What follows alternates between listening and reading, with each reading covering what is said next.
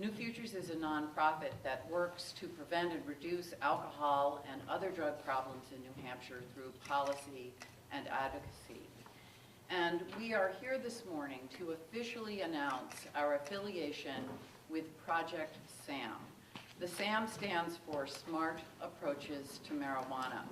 With New Futures as the affiliate, New Hampshire becomes the 20th state in the country to become a Project SAM affiliate. And with our community partners, we join every other state in New England as a SAM affiliate. The reason that we have become a SAM affiliate is because we support the policies promoted by SAM. Those policies that we support include not putting people in jail for possession of small amounts of marijuana. And we support the policy of reducing marijuana use by increasing access to prevention and treatment services. We also oppose the policy that makes legal and the profit-seeking commercial sale of marijuana. And as you know, right now in our House of Representatives, our members are considering House Bill 492, which would do just that. Thank you all to New Futures, New Hampshire. Really an honor to be surrounded by so many people who care about our future. And how appropriate the title of your organization. We want a bright future. We want a future where our young people can grow up and be healthy and realize their full potential. Nothing controversial about that.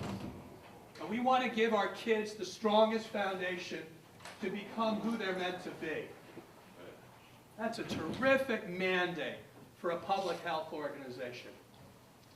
And we also want to prevent the death and disability that comes from mental illness and addiction. And many of you are in this field because of the personal tragedies. Because you have a family member who suffered from a mental illness or an addiction and who died as a result. And so you know there's nothing at all that can be undercounted about the power of addiction to kill people. And here in New Hampshire, you've already seen in this last week over half a dozen deaths due to heroin overdoses. You're seeing an epidemic in northern New England and frankly across this country. This public health epidemic of addiction and mental illness in this country is the elephant in the room. The elephant in the room means that we as a society, just as we as families, do not acknowledge something that is right in front of us. We tiptoe around the elephant. We don't talk about the elephant in the living room. And in my view, that's called denial. For those of us like myself who suffered from addiction, it's the most insidious aspect of it because it keeps us from seeking recovery and from knowing that recovery is possible. So I want to say how much I appreciate all the work that New Futures is doing. As Linda mentioned, I'm here because of my work as the author of the Mental Health Parity and Addiction Equity Act. Now, what does that mouthful of a piece of legislation mean? It means that we're going to treat the brain like any other organ in the body. It means that we're going to try to treat mental illness and addiction the same way we would diabetes, cancer, cardiovascular disease. When I go and see my physician, I'm sure that I get not only my blood pressure checked, not only my cholesterol levels checked, but I get a checkup from the neck up. And what's striking to me is in this modern age, we don't require a checkup from the neck up for every person seeing any kind of physician in this country. We totally ignore the most important organ of our bodies, our brains. And Project SAM is about promoting brain health and preventing the kinds of things that do damage to neurodevelopment. So I want to say that the reason I am so dead set against legalization of marijuana is because we all know the damage in this country of those drugs that are already legalized. And I know there are many people who could disagree on different facts and figures about whether the war on drugs was really a war on people with illness. And I take a backseat to no one in what I've done as a public official to change that. I was the champion of drug courts and mental health courts in the United States Congress. I was on the Appropriations Committee putting more dollars into treating these issues as public health issues, not as criminal justice issues. And as I said, I was the chief sponsor of the legislation that will ultimately help hopefully capture people before they end up in crisis or before they get arrested for possession. And that is the Mental Health Parity and Addiction Equity Act, which requires that we do the same screenings for mental health and addiction that we do for any other physical illness. So why am I against legalization?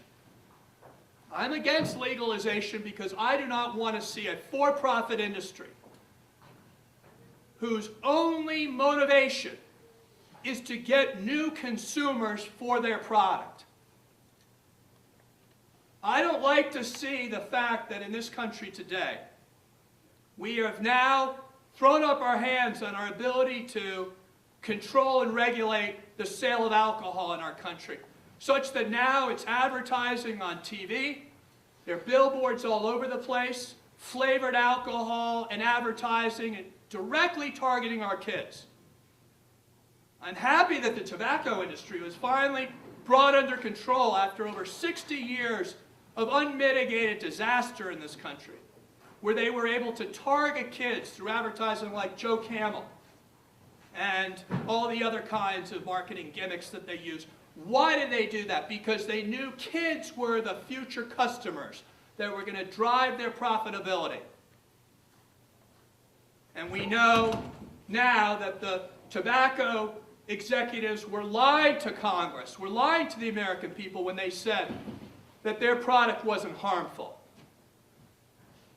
So you might say, well, what does that have to do with marijuana as a commercial industry?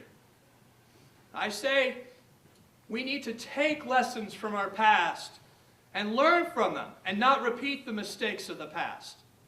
And I don't want to see what I've seen in alcohol and tobacco reoccur in this country because we've now legalized a new drug. I don't want to see the commercial for-profit motivation drive the debate, because you know that that is going to be where the dollars are. That's where the advertising is going to be. That's where the marketing is going to be. And I know for all of these folks behind me who are in public health, they can't hold a candle to the amount of money that's going to come down on the public health community when it comes to trying to get a message out there about the harmful impact of these addictive, legalized drugs. Because we're competing against Wall Street now. We're competing against big banks who are financing big marijuana. And I will say there's no school teacher, there's no counselor, there's no great new futures who can hold a candle to the kind of budget that the pro-marijuana folks are going to have behind them because of the commercialization of a new addiction in this country. And make no mistake about it, the liquor industry and the tobacco industry make their money off of addicts like me. They know that the folks that only drink an occasional glass of wine or a beer are not their market. Their market are people like me who are addicts, alcoholics. They know if they capture us, we're the biggest profit center for these for-profit industries. So I cannot be out in this country advocating for the implementation of the law that I authored, the Mental Health Parity and Addiction Equity Act, and sit idly by while the elephant in the room, which is legalization, continues to trample on any reasonable chance for us to better improve the mental health of our future and our country. I believe that we ought to invest in brain science, invest in our children, give our children resiliency training, coping mechanisms to help deal with anxiety and the depression and the stress that our young people are facing today. But as we know, even with medical marijuana, that kids are getting access to marijuana because of the increased availability and accessibility of marijuana. And so if you're an adolescent going through those difficult times of figuring out who you are, dealing with the anxiety and the stress of being a young person, what are you going to do if you have no coping mechanisms?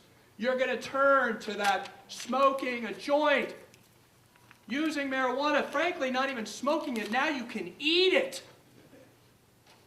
When I had the chance to smoke marijuana, I didn't get to smoke much of it because I was an asthmatic. If you turn the clock back and provided me edibles, well, people don't know what these edibles are. With commercialization and legalization of marijuana, we're not talking joints anymore. We're talking pot tarts. We're talking Chiba Chews. We're talking THC soft drinks. We're talking about marijuana brownies and other THC edibles. I don't think anyone has a clue what they're in for with the commercialization of this product. They're all making their decision based upon their own anecdotal evidence, which is, hey, no big deal, smoke a few joints, why are they cracking down on me? That's got nothing to do with it. We're talking about a public health nightmare coming down the road. This marijuana today is nothing like the marijuana of a previous generation. It shouldn't even be called marijuana. It's a THC level that is genetically modified to deliver a potent dose of this drug that no one even, for those who are used to smoking, can even cope with because of it. It is such a transformed drug. So I don't think we should let our guard down. I think we should keep our guard up. And that is why I joined with Kevin Sabet in starting the Smart Approaches to Marijuana, because we need a debate in this country. And that debate is taking place right here in New Hampshire. And I salute all those people who are now hearing this issue here in the State House, because in Colorado and Washington State, they didn't have a chance to have the kind of deliberative process that you're now having now. Furthermore, they didn't have a chance to evaluate all the evidence that's coming in about the impact, the unintended consequences of legalization.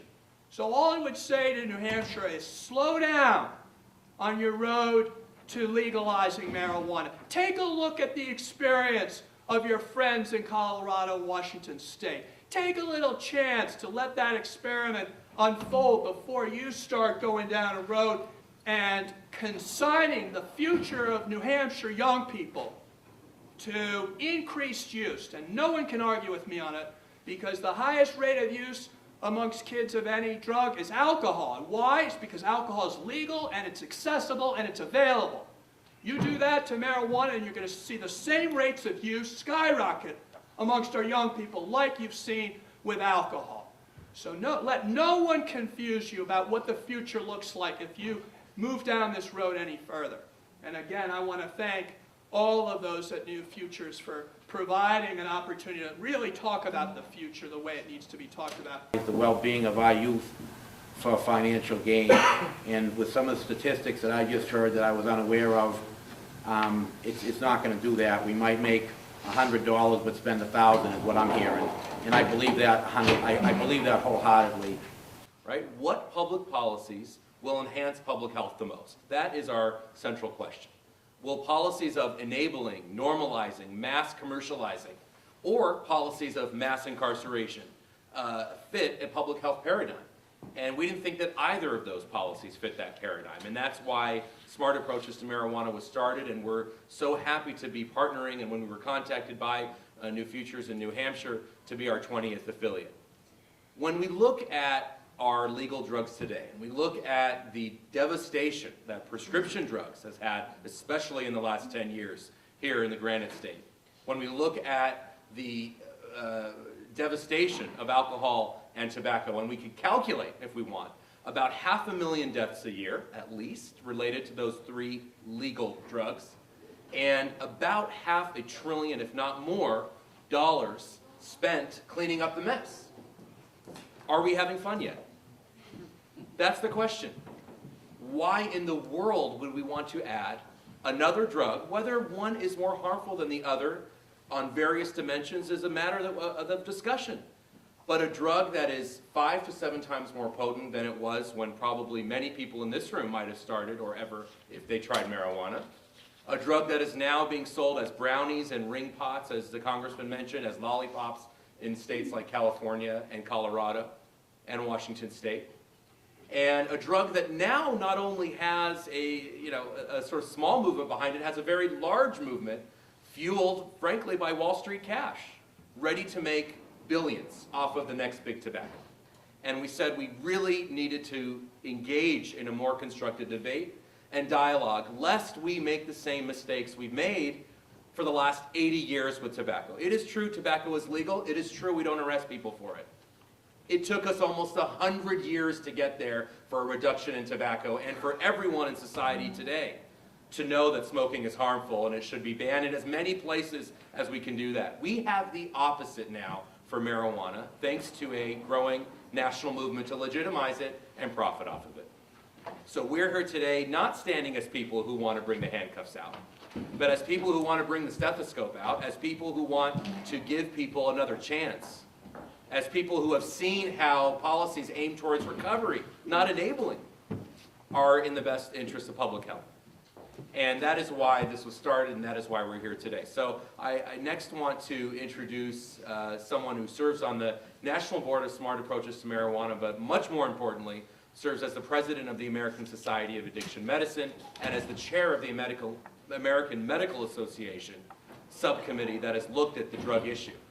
Because when you look at who is against legalization, you see the medical groups. When you look who's for it, you see groups, many of whom are part of a much wider commercial interest. The question is, do you want to be on the side of the science, or do you want to be on the side of creating the next big industry in America? And we're so pleased that the scientific community, especially in the last few years, has raised their hands now on this issue, has come out to discuss the harms of the fact that now New Hampshire is unfortunately the second highest drug-using state in the nation with regards to marijuana among teens. That we are going in the wrong direction over the last 5 to 10 years of the national messages that we're sending to kids about this drug, because that's what happens with normalization. So, Dr. Stuart Gitlow, please.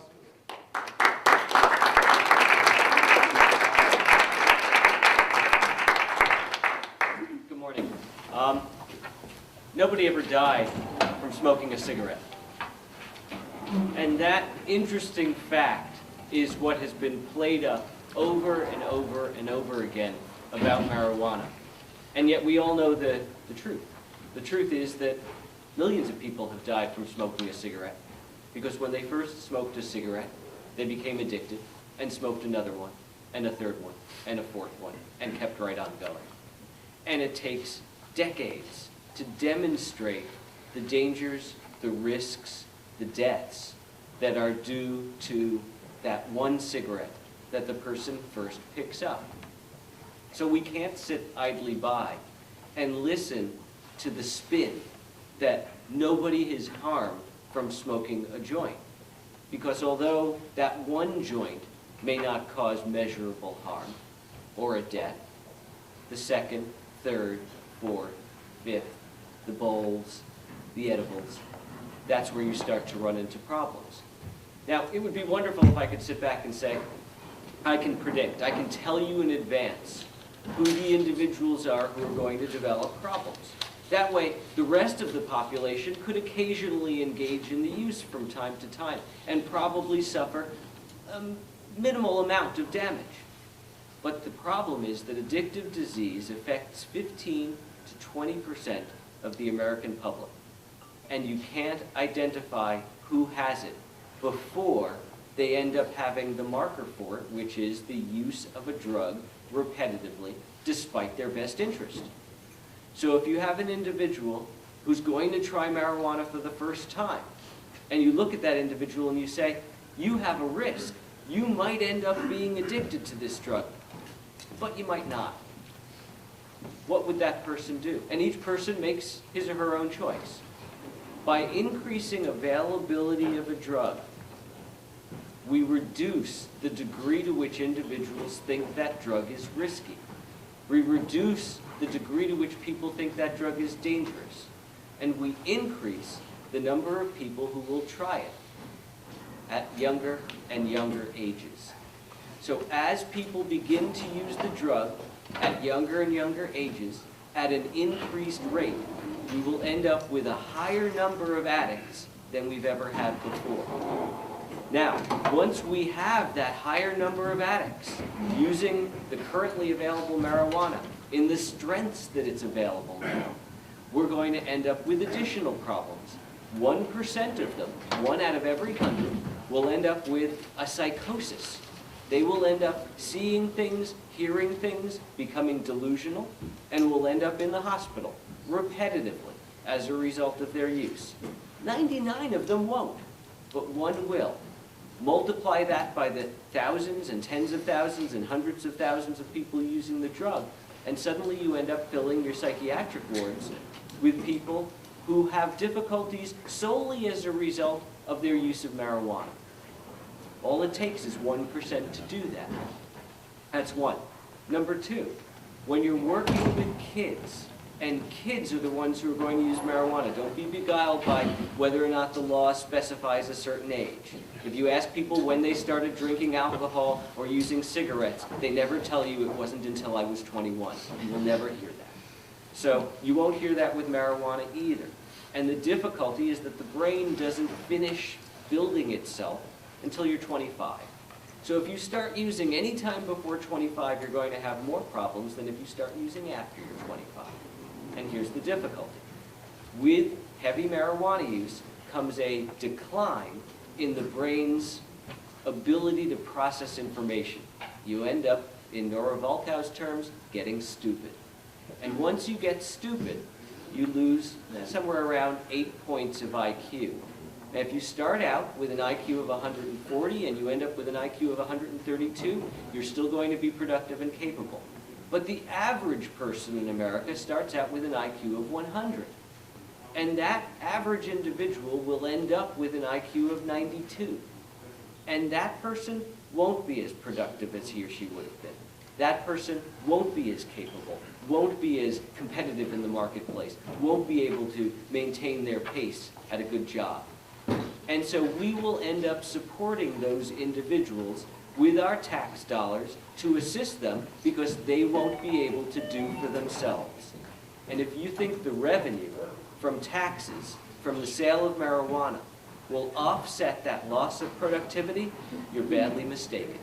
Because we've shown over and over again with tobacco and alcohol that the revenues coming in are barely 10% of the expenses that we have as a result of those drugs being utilized. I don't see any reason to believe that that's going to be any different with a highly addictive drug like marijuana. So the American Medical Association, the American Society of Addiction Medicine, the American Psychiatric Association, all have policy very specifically against legalization of marijuana. This is a danger, this is a risk, and here's the funny part, there's no benefit.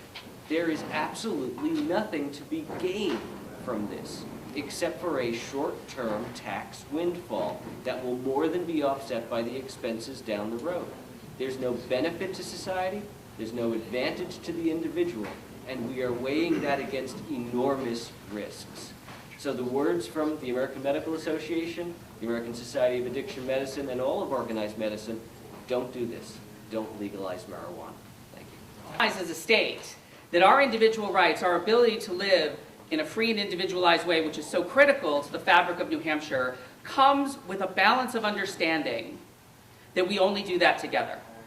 That we only do that by looking at and caring for one another. And that transcends our communities, it transcends our policy making, and hopefully will transcend into the good thinking around what a potential horrific mistake House Bill 492 is.